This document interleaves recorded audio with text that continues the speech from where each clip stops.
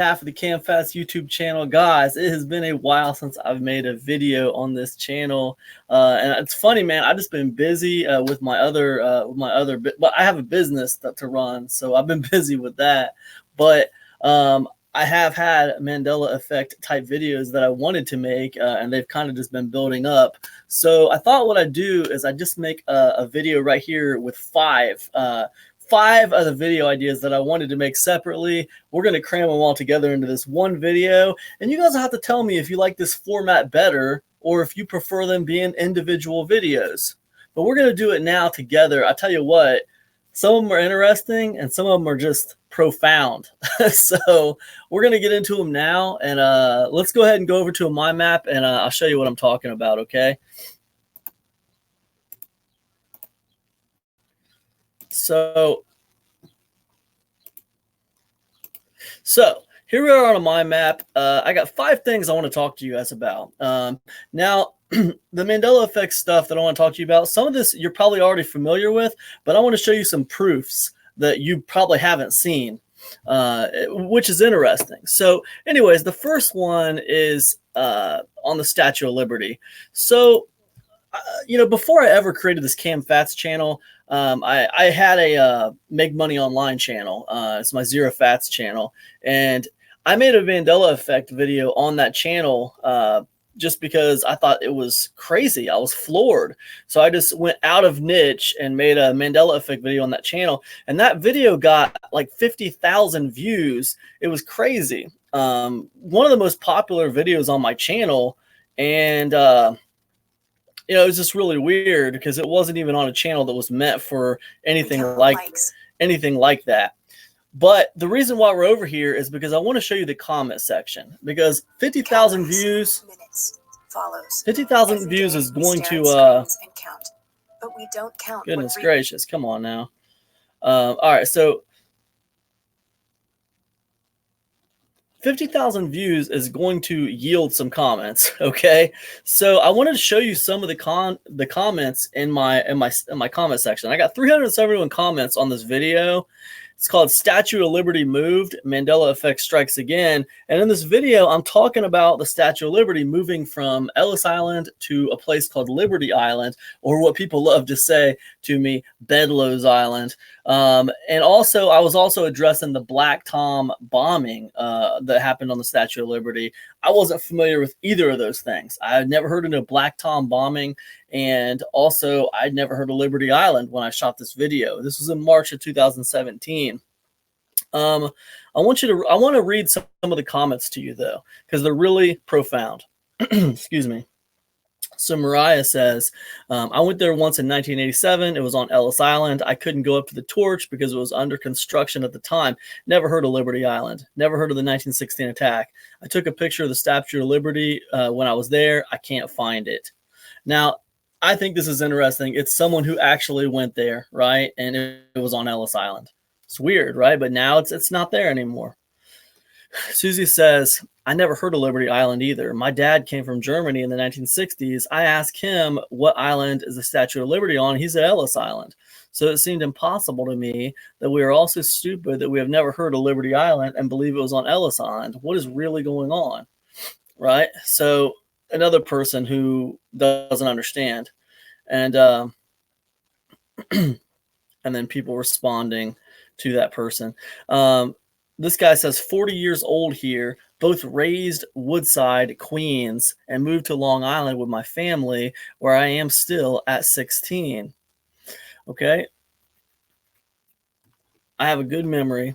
I play technical and challenging music, sometimes 20 to 25 and beyond notes per second kind of thing. As just one example, I am also a genius, a geek, and I do not ever stop reading and learning about anything and everything I can. I don't care what anyone says, does, puts, etc. Statue of Liberty is on Ellis Island, and I have never in my life heard of Liberty Island. I even know well Rikers Island, Randall's Island, etc. All that being said, I am not able to tell you why or even why I think it is. I know your whole thing about ME. To me, it's even weirder than the general premise of that. So that's a guy who was born and raised in Woodside, Queens. That's in New York. That's in New York City. And moved to Long Island with my family, where I am still at. This guy was born in New York City. He's lived in New York City all his life. He's been in Long Island for the past 16 years. It's amazing, a story like that, because he remembers it being on Ellis Island. You think he would know. He was born and raised in New York City, and he lives there to this day. He's like a lifelong New Yorkian, lifelong New Yorker, I guess you could say. But I thought some of these stories were just profound, right? My boyfriend went to Ellis Island, where the Statue of Liberty was. He insists that he went up into the torch. He thought it was nuts about the 1916 bombing too. Weird stuff going on. Today, when I was cleaning a lady's house, I noticed a refrigerator magnet from Ellis Island, and the Statue of Liberty was on it. That's interesting. I think I asked them if they could get me a picture of that magnet, but I don't think they ever did. Yeah. Interesting. This guy says, also, I think it's funny that there's a spot on Ellis Island that is the perfect size to hold Lady Liberty. There are pics of Facebook of people on Ellis Island with the Statue of Liberty, but she has disappeared from the pics. We've all seen those pictures at this point. This was a year or two ago. It's really weird. I mean, the Black Tom explosion this guy says the Black Tom explosion measured 5.5 on the Richter scale. How does history miss that? Confusing, right? It was confusing. You're not the only one, bro. I lived in New Jersey my whole life and visited Ellis Island as a kid with my mother and uncle to go inside the statue. Never heard of Liberty Island either. Anyone out there who is just finding out about the Mandela effect is freaking out about it. Try not to let it get to you. I know it's hard at first, but just know that you are not alone. There are many people who are experiencing it. Most of us are compassionate, good-hearted people. And believe it or not, after a little while, it gets easier to deal with, and new changes won't scare you anymore. P.S. As interesting as the subject is, you'll find that if you try to discuss it with most people, they'll either get really angry, brush it off as if it's only your faulty memory, or change the subject. It's the most bizarre thing I've ever seen. How can anyone not find it fascinating? They're either programmed not to see it or to make us second guess ourselves. I thought that comment was really, really interesting because, 2 years later, reading this 2 years later, I can say, man, he's absolutely right. That's exactly what happens. It's amazing. When I read this at first, I didn't think much of it, but looking back on it now, I see that dude was absolutely right, man. That's exactly what happens when you tell people about this kind of thing. Never heard of a damn Liberty Island until now. Always been Ellis Island for me since my school days. I went to New York for 8th grade field trip, and I remember so vividly being on Ellis Island. Man, I'm tripping. But you'll see comments and comments and comments like this. I can go on down. There's 300 plus comments on here, guys. You can go visit this video yourself, but it's profound. All the comments of people having stories. Let me get off of this. Let me get off of this screen share here real quick. I wanted to show you guys that. You can go watch that video yourself, but it's profound that so many people have memories of going to the Statue of Liberty on Ellis Island, right? People who lived in New York their whole lives, and they don't know what's happening. So it's very, very strange. I tell you what, man, it's hard to, it doesn't matter what kind of proof you have, and I'll talk about that in a minute, but it doesn't really matter about proof when it comes to the Mandela effect or any kind of conspiracy theory. People are either going to believe you or buy into it, or they're not. And if they don't buy into it, it doesn't matter what kind of proof you have, no matter what you say, they're just going to slap it down like, whatever, man, you're crazy. It doesn't matter, right? So that can be frustrating. We'll talk about that more in a few minutes, but let's move on to the next thing I wanted to tell you about. The Statue of Liberty thing, profound. I have to tell you, when this first happened with the Statue of Liberty, I went to the library. I did all this research trying to figure out what happened, trying to figure out proof that it used to be on Ellis Island. Couldn't find nothing. It was crazy. So anyways, let's go ahead and move on.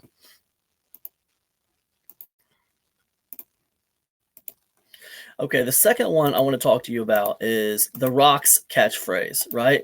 Now, those of you familiar with the Mandela effect know that the current catchphrase for The Rock is, if you smell what The Rock is cooking, right? But what many people remember, and I have to say this is how I remember it too, it used to be, can you smell what The Rock is cooking? I mean, it used to be, can you smell what The Rock is cooking, right? Now, here's the funny thing. Jack Black is a famous movie star. We all know who Jack Black is. Jack Black worked with The Rock on multiple times. He worked with The Rock multiple times. He worked with him on Jumanji, and he worked with him just recently on Jumanji 2. Now, Jack Black also just started a YouTube vlog not that long ago. Now, in one of his vlogs, we find out what Jack Black remembers, right? Because Jack Black named one of his vlogs after The Rock's catchphrase, right? So let's go ahead, and we're coming over to YouTube here. Now here's Jack Black's vlog. It's Jablinski Games. Now, a few weeks ago, he put out a video. It was him and The Rock hanging out on set. But look what he titled the video. Can you smell what Jablinski's cooking? Right? And there's The Rock right there with him. He's referring to The Rock's catchphrase. Can you smell what The Rock's cooking? He's playing off of that. But he doesn't say, if you smell what Jablinski's cooking. He says, can you smell what Jablinski's cooking? Does that mean that Jack Black is Mandela affected? I don't know. I don't know. What do you guys think? Let me know in the comment section. Do you think that's strange? I thought it was kind of weird, and I wanted to make a video about it for you guys. Let's go ahead and move on.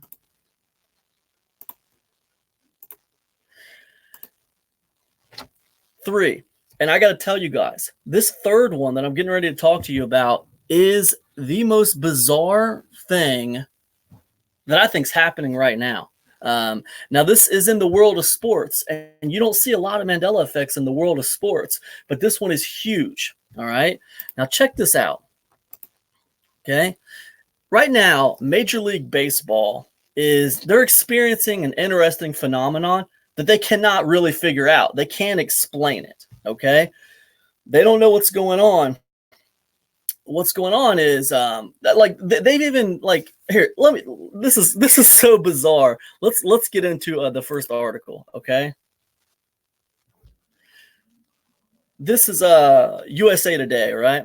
And this was published just earlier this year in May. Is MLB's ball juice being hit at record pace, and pitchers just want the truth, right? This article goes on.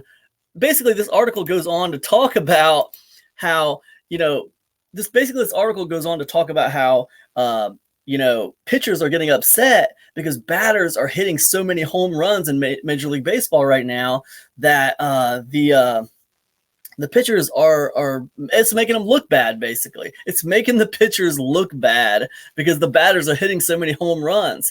And, like, Major League Baseball, so the pitchers are accusing Major League Baseball of, like, juicing the balls or changing the balls to make the balls different so that the batters can hit more home runs, and with that would come more people in the stands because the game would be more exciting, right? And it's making the pitchers mad, right? So baseball doesn't know what they're talking about. They don't understand why they're hitting more home runs. This is going to all tie into the Mandela effect in a second, so don't worry. Baseball doesn't understand why people are hitting more home runs than they used to. And I truly believe that Major League Baseball has no idea why. They don't know.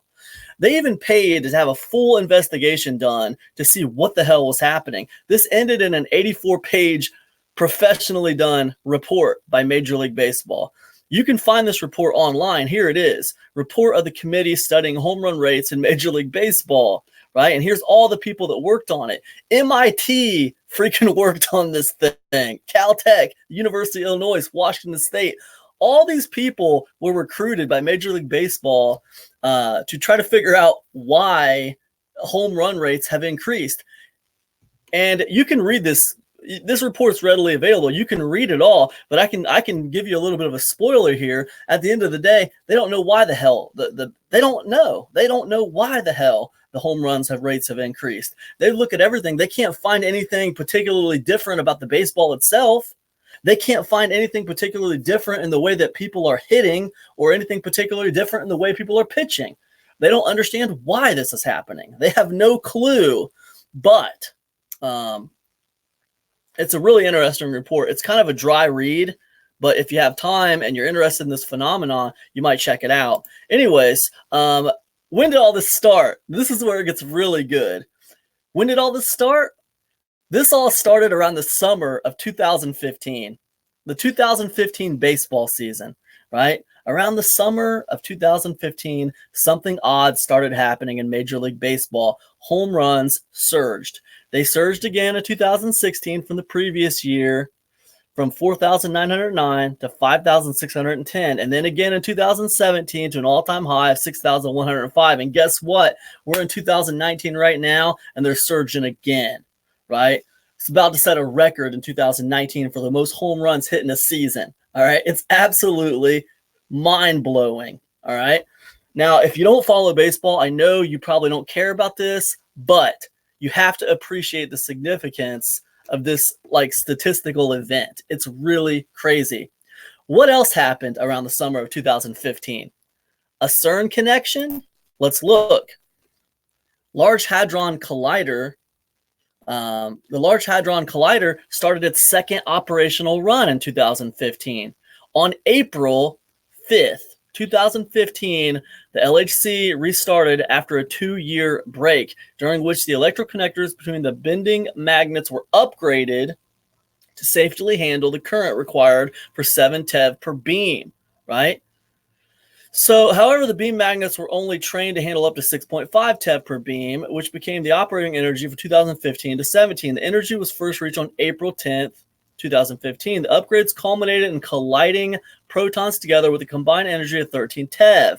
On June 3rd, the LHC started delivering physics data after almost 2 years offline. The following months, it was used for proton-proton collisions, while in November, the machine switched to collisions of lead ions. In December, the usual winter shutdown started. So, yeah, this happened. This was happening at the exact same time that home runs started surging in Major League Baseball. Now, is there a connection? I don't know. I think it's strange. I do think it's very strange. You have this unexplained phenomenon over here in the sporting event no one can explain. And then you also have, well, you have the enigma that is CERN and the Large Hadron Collider over here. And it's funny because all these strange things seem to start happening whenever CERN turns this bad boy on and they start doing these collisions. I can document it and I can show you the strange things that happen around the times of these collisions, but none stranger than this weird phenomenon in Major League Baseball, man. It's bizarre, but I think it's quite a coincidence that they started experiencing the surge in home runs right around the same time, right after this was turned back on. It's absolutely mind-blowing to me, man. Anyways, that's the Major League Baseball CERN connection. And I've been wanting to talk to you guys about that for a little while, but like I said, man, I've just been busy. So the fourth one I wanted to talk to you about is Jimmy Eat World. Jimmy Eat World is a rock band. And I got to tell you, Jimmy Eat World is one of my favorite rock bands because I personally am a musician, and I think that Jim Adkins is a profound lyricist. His lyrics are amazing, right? And I've covered several of Jimmy Eat World's songs. Now, I want to point out two right here, because recently I started revisiting Jimmy Eat World. All right, let me get off of my screen share for a sec. I just want to let me go ahead and stop sharing my screen.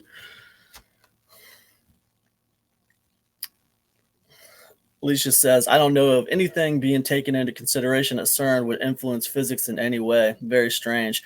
I agree. It is very strange. So Jimmy Eat World, right? Jimmy Eat World. So I love Jimmy Eat World. I think they're a great band, and you know, I think Jim Adkins is a profound lyricist. He's one of my favorite lyricists. As someone who has written and recorded several albums of music, I got to tell you, I really appreciate a good lyricist. Now, recently, I came back to Jimmy Eat World because you know how you listen to bands and then you move away, you do other stuff, you know, and you just don't listen to that band for a while, you know. I haven't listened to Pink Floyd for a while, but I used to love Pink Floyd. That used to be all I listened to, right? I haven't listened to him for a while. Well, I haven't listened to Jimmy Eat World for a while. There's so much music out there. But recently, I wanted to revisit Jimmy Eat World. And I started with the album Futures. I don't know if you're familiar with Futures, but I was listening to Futures the other day while I was working. Because I work online from home, guys. I'm an internet marketer. I make money online. That's what I do. And I was working online. And I put on Jimmy Eat World Futures and I was listening to it. And I'll tell you something. I want to show you a couple things that are interesting. I listened to Futures and I listened to Bleed American. And the reason I wanted to tell you that aspect of the story is because I want you to understand that I caught these changes listening to the songs. Like instantly. Like this instantly it was wrong. It was just wrong. Right? Instantly. And they're little changes, but they change the entire meaning of the song, right? So it's important for you to understand I wasn't looking for Mandela effects when I was listening to this music. And also it's important for you to understand I've covered these songs. And also it's important for you to understand that like Jim Adkins is a profound lyricist, right? He's very, very good and deliberate in the words he puts on the page. So let's take a look at what I was looking at. All right. All right, so the first one is Futures, right? There's the cover for Futures, and two songs in particular caught my ear that just were wrong, right?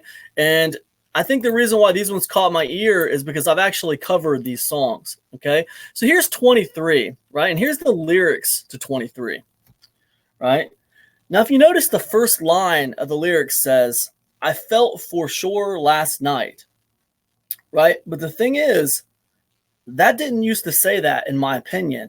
It used to say, I felt assured last night.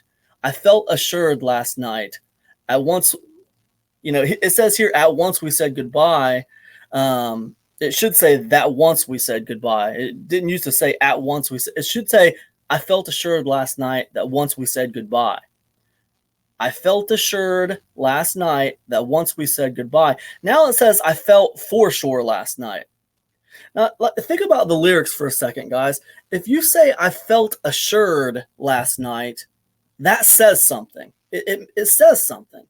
Now, if you say, I felt for sure last night, that doesn't say anything. That's prompting you to read the next line. I felt for sure last night, what? Right? You got to read the next line to figure it out. But saying I felt assured last night is a statement, right? So it says something on its own. And what I'm telling you is, in my opinion, I know a lot of people out there aren't going to agree with me, but in my opinion, and I'm going to say my educated opinion, because I know this band very, very well, and I've covered this song. In my opinion, these first lines should read, I felt assured last night that once we said goodbye. So anyways, that's that. And, you know, there's the lyrics and there's me covering the song a long, long time ago, like 10 years ago.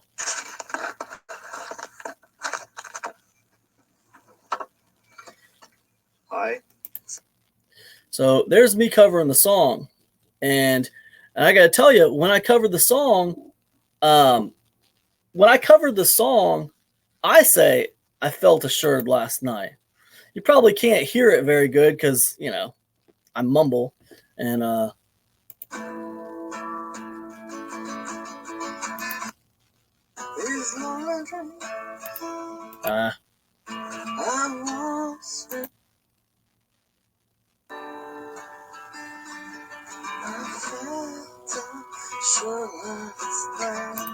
I'm saying I felt assured last night. But the funny thing is, I'm saying I felt assured last night, but here in my lyrics, I put I felt for sure last night. It's not the same. I would not. Why would I write that in the lyrics? I felt for sure last night.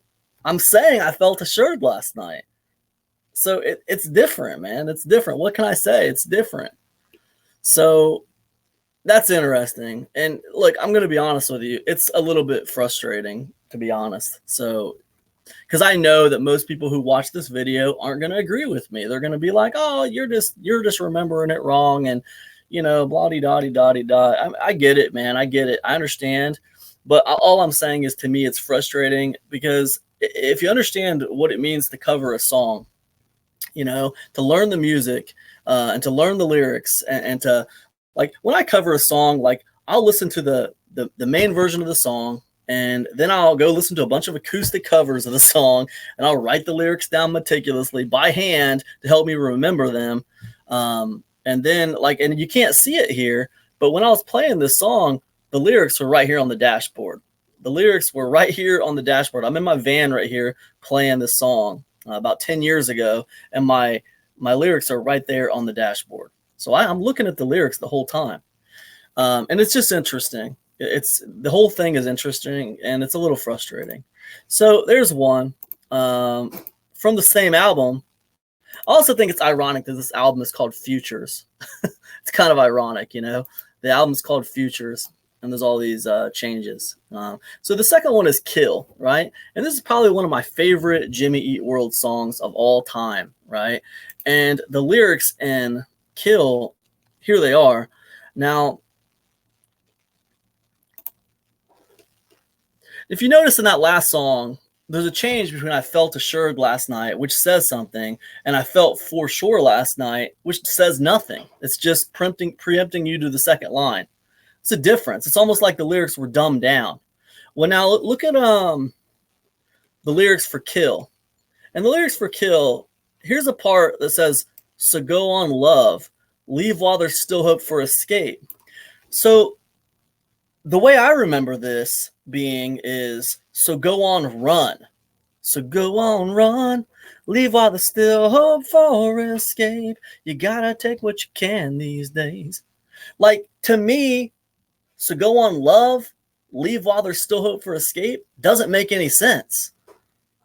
I talked to my wife about this, and she said, well, I could see where it could kind of make sense. So go on, love, leave while there's still hope for escape.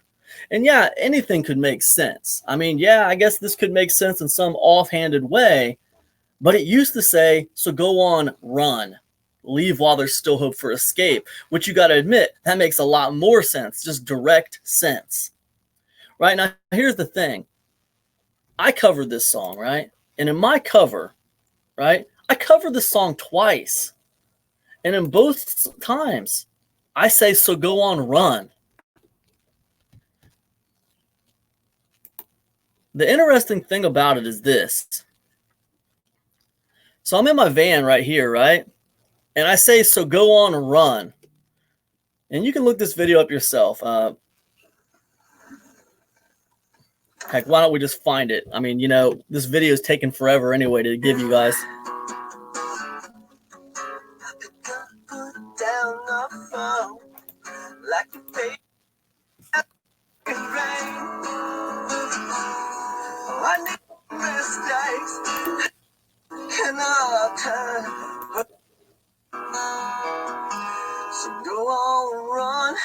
You hear it very clearly. I say, "So go on, run." Now, the lyrics are right here on the dashboard. All right. Here's the lyrics right here that I posted right here. The same lyrics that I printed out and put on my dashboard. But it says, "So go on, love." It doesn't say, "So go on, run." It says, "So go on, love." Well, I was reading the lyrics when I said the lines. And I memorized the lyrics anyways. I was reading the lyrics off the dashboard when I played that song. So why is it "So go on, love" now? It's like it's changed, and it changed the whole meaning of the song. One is, "So go on, run, leave while there's still hope for escape." Now it's "So go on, love, leave while there's still hope for." Like, it doesn't make any sense anymore. So go on, love, leave while they're still over escape. They don't even make sense together. The song doesn't even make sense now. But I can't find anyone else. Here's the bizarre thing. I can't find anyone else on YouTube saying, so go on, run. Only me. I'm the only one saying, so go on, run. Every Jimmy World video I find, he says, so go on, love. Every other cover song I find says, so go on, love. Now, here's something interesting. That was very pronounced when I said, so go on, run. It was very pronounced. But yet, 479 views, nobody in my comment section, well, there's no comments, probably because they think I suck at covering the song, but it doesn't matter. No one corrected me on lyrics. People love to correct on lyrics. Anyways, doesn't matter. Here's what's interesting. That was, like 10 years ago. So here's what's interesting. All right. I love the song so much, I covered it again, a second time, right?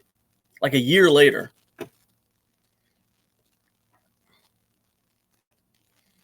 So this is 2 times I've covered the song with the lyrics right in front of me. Share your face well from the bar in my hotel. Wish I could.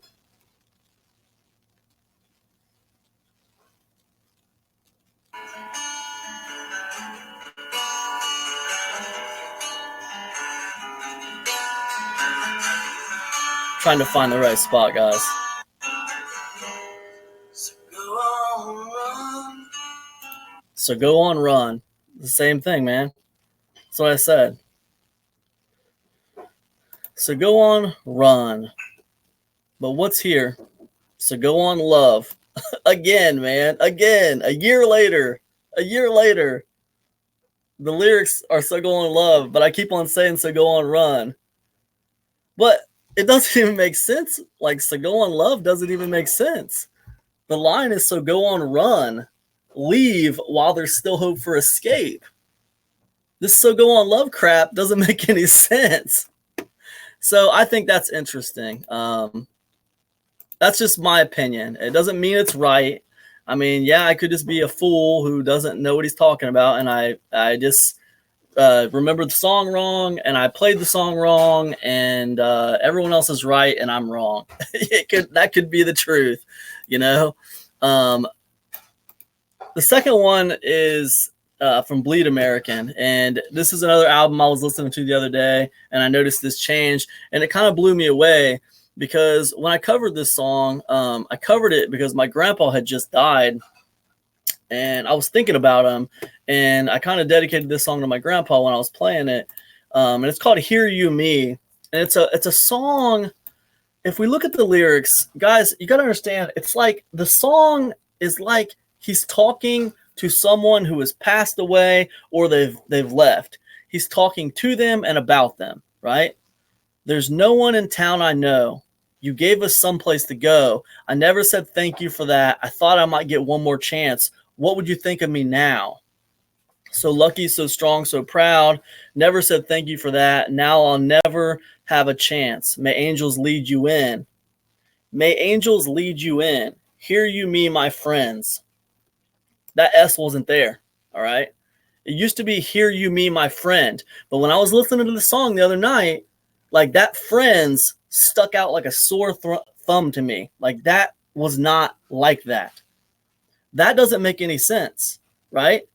It should be hear you me, my friend, right? He's talking to someone. And in my mind, he's saying may angels lead you in. So I always took it like he was talking to someone who just passed away, right? He was talking to someone who just passed away, who he didn't get to say enough to when they were alive, or he didn't get to spend enough time with them while they were alive. And that's exactly how I felt about my grandpa. So this song had a special meaning to me. And now he's saying, hear you me, my friends. Like, who's he talking to? He's not talking to the person who just died anymore. Now he's talking to other people. Like the lyrics have been changed, and doing so, the meaning of the whole song has been changed. And now they don't make any sense. The lyrics make a lot less sense. They're a lot more abstract than what they used to be. When it says, "Hear you, me, my friend," it stays with the narrative of the song of talking to this person who just died, right? But now it says, "Hear you, me, my friends," and that makes it a lot less. It's not staying with the narrative. It's like he's talking to someone else. Now he's talking to a group of people now. He's not talking to the same person. That doesn't make sense. And I just want to make the case, whether you believe me or not, that Jim Adkins is a profound lyricist, and he's very, sorry guys, fire alarm just went off, but it's just my wife's cooking. So anyways, so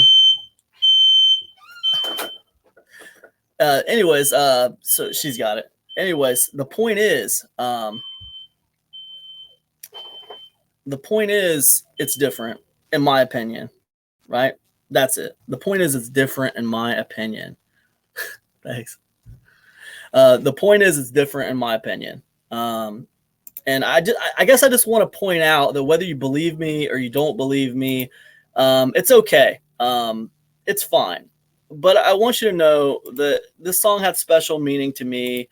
And, you know, when you cover a song, you listen to it in a different way than someone who just loves the song. You know, I love the song as a music lover, but you got to understand, I covered the song as a musician as well. And when you cover a song as a musician, you study it in a different way. It's not just, oh, I love this song. No, you study it. You study the lyrics. You study the music arrangements. You study everything. So it's just, and there you see in my description, I'm talking about miss you, Gramps, love you, RIP. And here you go. And here's my lyrics right here that I printed out. Hear you, me, my friends. And, you know, right here, you can't see it, but I'm sitting next to a table. And right here, there's a table, and the lyrics are right there for me to reference. Okay, so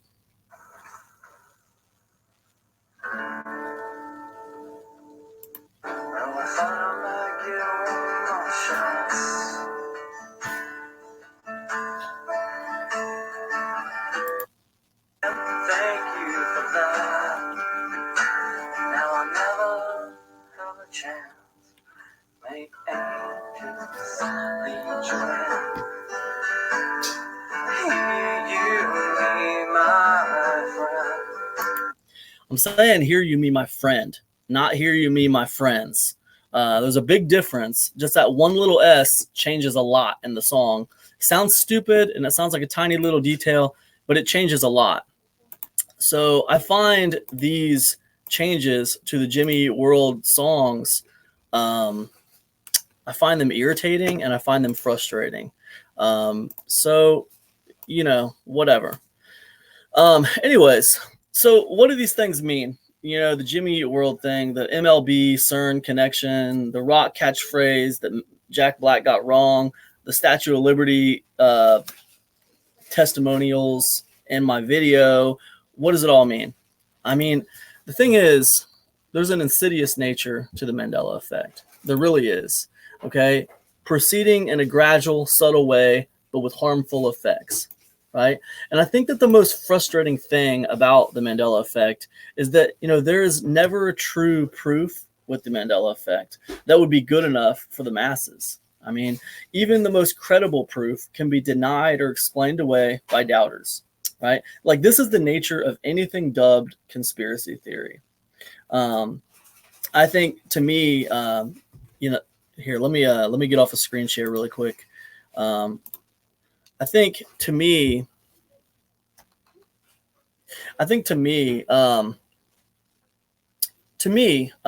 sorry guys, I lost my train of thought. So to me, when it comes to the Mandela effect, I can name a lot of things, but I think definitive, right? When we talk about definitive proof of the Mandela effect, definitive, right? You can reference Brian Stavely's video on his hometown of Centerville versus Centerville, right? So Brian Stavely is another YouTuber in the Mandela Effect community. You guys are probably familiar. He lives in a town called, the way he remembers it, Centerville. Center, Centerville, right? That's how he remembers it. He's lived there his whole life, right? But now that town is called Centralville. Centralville, right? And like he's done several videos on this, right? He's done several videos on it. It's funny because in the videos, he'll call people in his town and they still refer to it as Centerville, right? Even though that's not what's on any of the signs anymore. That's not what the town's called anymore. It's Centralville, right? To me, those videos are definitive proof that something weird has happened. But does it matter? No. No one cares. The masses don't pay attention to those videos. People still call you a kook if you believe in stuff like this. You're still just a crazy fool. Most people won't admit to really being full-fledged into this because they don't want to be labeled as a conspiracy theorist, right? Because being labeled as a conspiracy theorist basically discredits your opinion on anything. You basically lose your voice on anything if people think you're a conspiracy theorist. They just don't believe anything you have to say now.